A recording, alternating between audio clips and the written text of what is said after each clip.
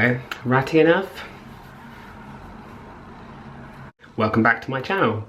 Alright, so thank you to everyone who watched my last video. I really appreciate it, especially because I know a lot of you probably don't care as much about hair products as I do, and also my last video was very long, so I appreciate anyone who sat through even half of it.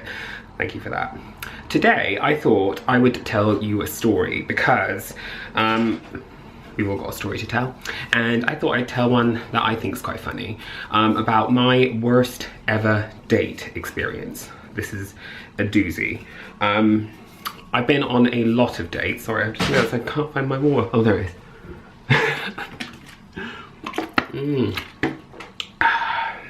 Refreshing. So, when you've been on as many dates as I have, you're bound to build up a fair collection of really bad ones. That's true. I've got a lot of bad dates, probably more good dates than bad dates, so I'm not going to be completely negative. However, there have been a small batch of particularly terrible ones. So I'm going to tell you the story of an awful date I went on, my worst one in my mind right now. I'll try and keep it quick, make the video a little less long than the last one, but here we go.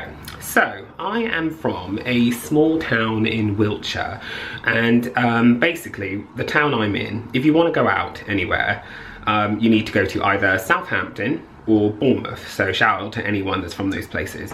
So I used to go there a lot when I was young, and basically one time I met this guy. I believe I met him on Tinder. Didn't exist back then, so I think it was probably Gaydar or something, gaydar.com, anyone remember that? So I met this guy on there, I think, and we chatted for a few days. He seemed quite nice, he seemed normal, he was alright looking, alright, and he also worked for a well-known department store, which I used to work for as well, so we had quite a bit in common, as we knew about all like the silly, you know, things that go on in that store. So we thought, oh, that's nice. So this guy, I think we arranged a date. I can't remember if it was his choice or my choice, but we arranged to meet at a well-known bar in Southampton. Now, I wasn't from Southampton. I was from like a good 40 minutes away, so I drove in. So we arranged to meet at the bar for like 7. Yeah, let's say 7. I get ready, I look good, I drive all the way to Southampton. I park up in a car park near this bar and I wander over. Now on this night it was pouring with rain and I didn't have an umbrella or anything, so I just ran straight into the bar. It was quiet, it was like a Tuesday night, so no one was out, and I basically went in, got myself a pint and sat there at the bar and just thought, I'll just wait for him. So, didn't think anything of it. About 10 minutes go by. He's a little late, so I'm thinking like, oh, maybe he's standing me up, you know, happens. Eventually, I get this text, where are you? And I was like, oh, at the bar, where are you? Thinking, oh God, I'm at the wrong place. No, not at the wrong place. He stood outside waiting for me in the rain. So I do feel a little guilty, but anyway, he comes in and this is where the date immediately went downhill, because the first thing he says to me is not, hi, you look nice, or hey, nice to meet you, or oh God, it's raining, or anything like that, any casual thing you might say at the start of the day. First thing this guy says to me when he walks in is, why don't you wait outside? You could have waited for me. And I was like, oh, well, it was raining, so I just thought I'd come in and I figured you'd come in. Like that. He just sort of looks pissed off. And anyway, I kind of awkwardly went like, so, how's your day been? Trying to like bring the mood up. He orders himself a drink and and basically from this point onwards it just gets worse and worse. So while we've been chatting online, he has told me that he is a non-smoker. Now for me that's a big thing, because I hate to say it, but I hate smoking. I hate it, and sorry to everyone who smokes, there's nothing against you, I really hate it, and so it's always a plus for me if the person I'm dating doesn't smoke. However, I wouldn't not date a smoker. So anyway, we're stood there at the bar and he says, oh, can we go outside for a fag? And I sort of said like, oh, I thought you were a non-smoker. And he goes, oh, I'm trying to give up. I am giving up at the moment. I'm just having 1 or 2 here and there. And I'm like, oh, okay, cool. Thinking, That's one lie already, because you already told me you're a non-smoker. So we go outside and there's a canopy, and you walk downstairs into like, it's like a downstairsy outside bit with a canopy, and I don't even know if this bar's still there, maybe it's closed. So we're sort of sat there under this canopy. There's like 2 other guys and a couple of girls in the corner. We're sat there chatting away, and yeah, he's smoking his fag, and I'm trying not to be annoyed by the cigarette smoke, like inflating my lungs or whatever. So at this point, the date actually takes a little bit of an upturn, and we actually start chatting, and admittedly, he's not got the best sense of humour, which was a shame because, again, when we were chatting online, he came across as quite funny. So we're sort of chit-chatting away, and I'm one of these people that I make jokes more than I talk serious, so I keep sort of saying things that I think are funny. He's not laughing, and I'm like, oh God, I'm like tanking on this date. So we're chatting away, everything's normal, and it comes to the part where we talk about where we're from, and he asks me where I'm from. I tell him the name of the town, and he says, oh, it's quite posh around there. And I sort of said, yeah, no, it's nice, it's a bit boring, you know, sort of place you like if you like historic buildings and stuff. Yeah. He says, oh, I'm from Southampton, I'm from here. And I was like, oh, that's cool, I love Southampton. I do love Southampton, it's lovely. So he says, this is again where it becomes more and more awkward. I live on a council estate. I hope you don't mind.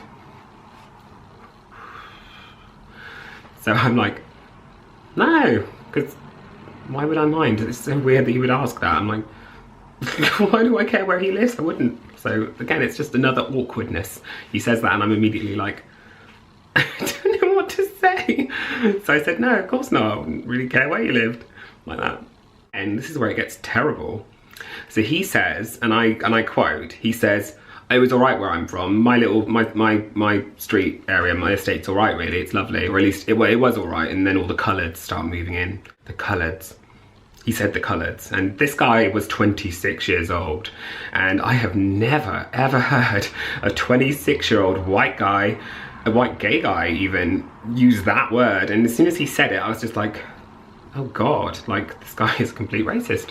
Like, you don't say that, even if you have those thoughts, you don't say them, not to someone who basically is a relative stranger, and it just seems so weird. And I was just like, that's the oddest thing I've ever heard someone say. And also, I mean, I've got dark features. I'm like, how do you know that I'm not of some other race or, you know, origin? I don't know. So he says that, and of course, by this point, just him saying that has made me think, I don't really like you. I don't like the fact he said that. I don't like the fact that that was in your vocabulary to say such a thing. So, again, we just have awkwardness of like quietness. So at this point, I should have left. You know, when you think back and you think, why did I stay? But I did stay, unfortunately. I stayed for a drink, and then he said, do you want another one? And I think, to be honest, I think in my brain I was thinking, yeah, you can buy me a drink because you've wasted my petrol getting here. So we go back in the bar, he buys a drink for me, and we are continuing to talk. And again, everything we talk about, he just seems to put a downer on everything, and I'm just thinking like, oh God. And I'm also kind of feeling sorry for him, because I'm also thinking maybe he doesn't realise how off-putting he's coming across, and maybe someone needs to kind of, you know, subtly make him nicer. I don't know. Then it gets really, really vile, because we're stood at the bar and he stood right in front of me. Now behind me there is a very, very camp, a very effeminate young gay guy, like skinny little guy with his like female compadre, and they're stood there having a right laugh, they're having a good time. He looks over my shoulder at them and then goes like this. So I'm like, oh, do you know him? Thinking, are they exes? Like that. And he goes, no, but faggot. Faggot. Faggot. This guy said the word faggot, and I was just like this, like, and I was just like, I didn't know what to say, because I was like, you're a gay guy, I'm a gay guy, he's a gay guy, we're all gay guys. Like, faggot's not a term that we use to, you know, we don't use that to say mean things about people. If anything, we maybe use it as a jokey way, but you don't say that in a derogatory fashion. Again, he said this, and I was just like, eh. Oh, anyway, so from that point on, He is clearly very drunk, and I also at this point realised that he's clearly been pre-drinking before our date. This is a Tuesday night, people. Tuesday night? You get drunk on a Tuesday? Got no class. So this guy's getting more and more drunk, and at one point he goes to the loo, and he actually stumbles as he walks to the loo. Now, when he's in the loo, I start chatting away to the bartender, who I happen to know because I used to be friends with his partner a long time ago. I'm chatting away to the bartender, having a laugh, not about anything particular. The guy comes back and the bartender wanders off to carry on with his work. This guy says to me, "Oh, you seem quite pally with him." And I said, "Oh, no, he's a friend of mine." He said, "Just friends." Didn't look like just friends. That's what he's like. And I was like, oh my god, everything about this guy just is awkward. He's the most awkward person I've ever met in my life. So at this point, I just say, right, I'm just gonna go for a wee. I'm gonna go for a wee. See you in a bit. Like that. So I hop up, and I don't even walk to the loo. I literally just walk to the door. I did like a little circle. I just walked around the room to the door, out, and then immediately started fast walking to the car park, literally looking back every 5 seconds thinking, is this guy behind me? Like, is he gonna follow and say like, where are you going? And I was like, please don't follow him. I just want to get the fuck away from you. So I get to my car, I hop in, start the engine, reverse out, and there's like fly. And literally I flew home. I drove home so fast. And luckily he never texted me, and I definitely never text him. And oh God, I was just so glad. I was so glad never to hear from him again. And I don't remember his name or anything, but I just really hope that, I just hope that in the last few years he has stopped being a self-hating homosexual and stopped being a racist. And I also hope that he has become a better kind of person. There is no chance he'll ever see this because I doubt he even remembers me. This is how long ago this was. But I thought it was quite an outrageous date, and by comparison most dates are better than that.